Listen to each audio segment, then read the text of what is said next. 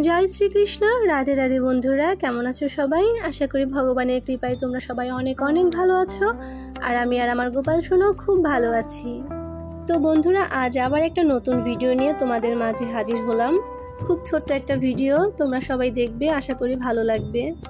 Basically আমার shorts ভিডিওগুলো বেশি পোস্ট করা হয়, লং ভিডিও তেমন একটা করা হয় না। তো ভাবলাম অনেকদিন যাবত লং ভিডিও দিই না, তো আজ একটা লং ভিডিও করলাম। তো এর আগের ভিডিওতে বলেছিলাম যে গোপাল সোনা তার মামা বাড়িতে প্রথমবার গিয়েছে। আর এই ভিডিওতে হচ্ছে গোপাল সোনা যখন তার মামা বাড়ি গিয়েছে তখন গোপাল সোনার মাসি মানে আমার বোন গোপাল সোনাকে এই সুন্দর জামাটা দিয়েছে।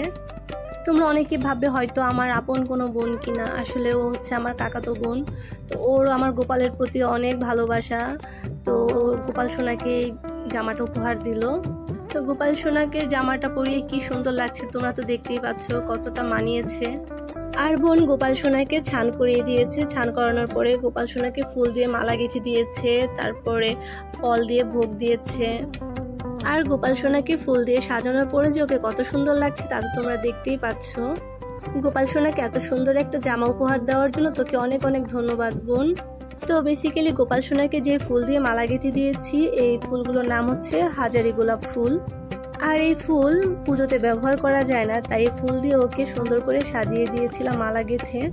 আর সাথে জবা ফুলও ছিল, এখানে 2 ধরনের জবা ফুল ছিল।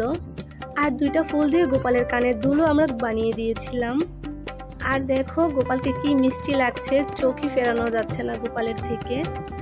তো আমি এদিকে বসে বসে ভিডিও করছিলাম আর বোন পুজো দিচ্ছিল।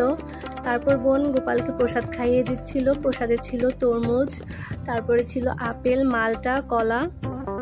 আর আজকের বাল্যভোগে গোপালের প্রসাদ এই ছিল। তো বন্ধুরা, আজকে আমার ভিডিওটা এই পর্যন্তই। ভিডিওটি সম্পূর্ণ দেখার জন্য তোমাদের অসংখ্য ধন্যবাদ। আর ভিডিওটি যদি ভালো লাগে তোমরা সকলে লাইক, কমেন্ট ও শেয়ার করে দিবে। আর ভগবানের কৃপায় তোমরা অনেক অনেক ভালো থাকবে, সুস্থ থাকবে এই প্রার্থনাই করি। রাধে রাধে, জয় গোপাল।